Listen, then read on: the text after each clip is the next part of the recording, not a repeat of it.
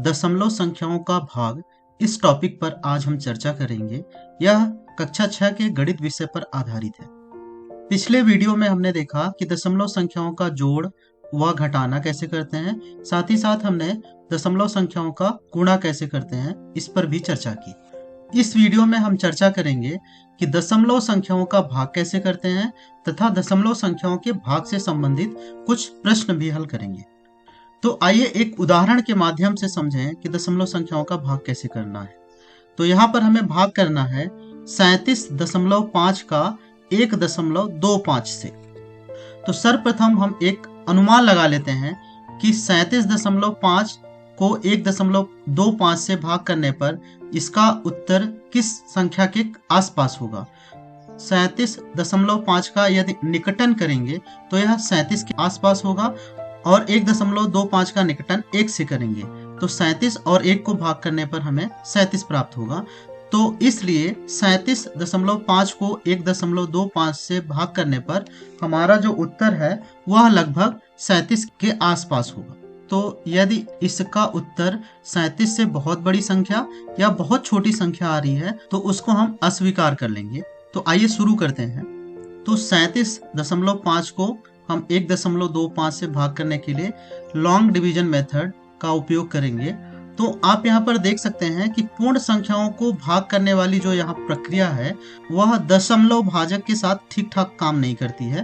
तो हम क्या कर सकते हैं, तो हम 37.5 और 1.25 को एक पूर्ण संख्या के रूप में बदलने का प्रयास करेंगे। तो इसका उत्तर भी 375 भागे 12.5 के समान ही होगा, क्योंकि हमने भाजक और भाज्य दोनों में 10 से गुणा किया हुआ है और हम इस गुणन को दशमलव बिंदु के एक स्थान दाईं ओर ले जाकर कर सकते हैं।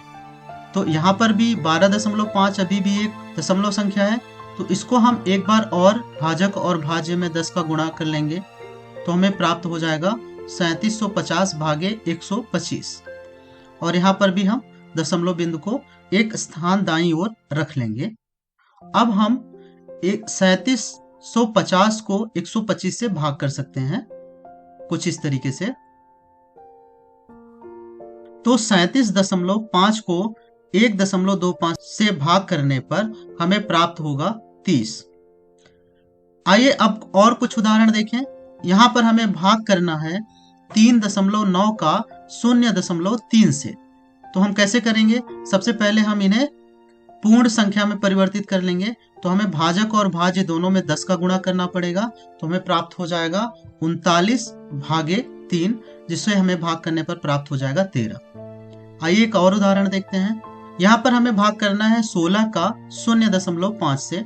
तो हम क्या करेंगे, यहाँ पर भाजक और भाज्य दोनों में 10 का गुणा कर लेंगे तो हमें 160 भागे 5 करना पड़ेगा, जिसका मान आएगा 32। क्या अब आप इन संख्याओं का भाग कर सकते हैं? उम्मीद है आप भी कुछ इस तरीके से कर रहे होंगे। अब आप वीडियो को कुछ समय के लिए रोकें और इन संख्याओं को अपने नोटबुक में लिखें और भाग करें। आपने कुछ इस तरीके से हल किया होगा। अब आप इन संख्याओं का भाग करें।